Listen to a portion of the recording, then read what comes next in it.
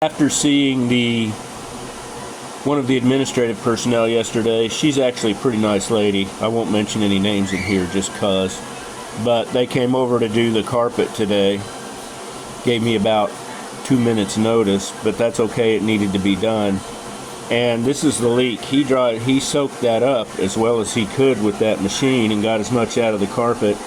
But even he agreed there was no sense in tearing up the carpet and changing the pads until they figured out the leak, because it was just going to keep running into the carpet. And this is what happened since he soaked this up maybe an hour, maybe two ago. It had pulled up to about right here before he even got out, and he said, yeah, there's a leak under there in the slab somewhere because this is coming out more quickly than I can suck it up. And he had my laundry basket with my dirty laundry in his hands, and he just looked like he'd just gotten caught in the headlights. And I told him, you can put that on the bed. So the laundry basket is now on the floor, and he had placed a container that was sitting on the wet moldy carpet onto my bed sheet. And he now has things stacked on top of my laundry basket and the ironing board in front of that, which makes it exceedingly hard for me to get to.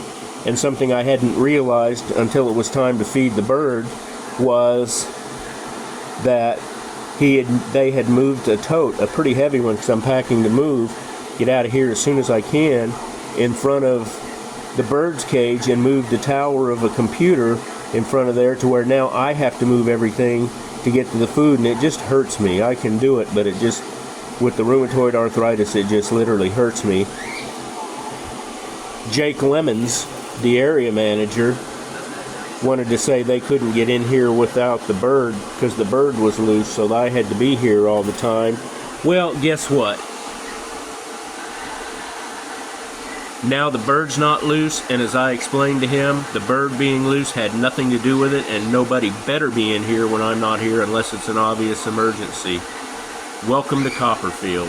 Well, let's go in the back. They moved everything out of there so we could vacuum that, and now you can actually get a better look at the mold in there. And this is me, Mr. Fat Crippled Wheelchair Dude, that they could give a crap about. And I'm not even the worst. There's a guy here who has Parkinson's, and he told him he couldn't really move, it would be difficult, and there's the tote they had on top of that, and there's my laundry basket buried down under there. And they basically told him, well, too bad, the rent's the rent. Yeah, had that on a bare sheet. And let's see if we can't jack that up even more. If I can't hold this still enough. There's all the mold that's back there.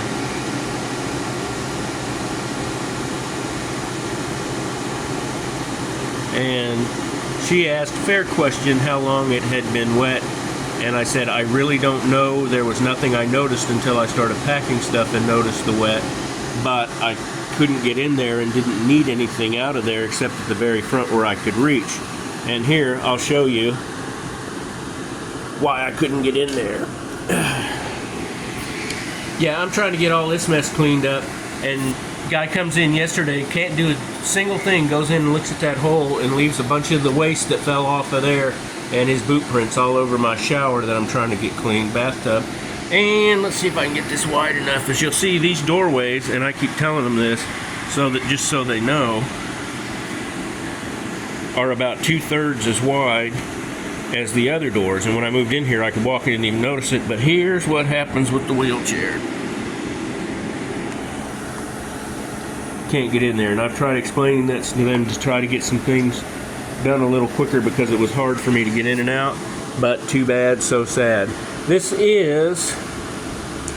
is Wednesday, and it is August 14th at about 5:15, 5:30 p.m.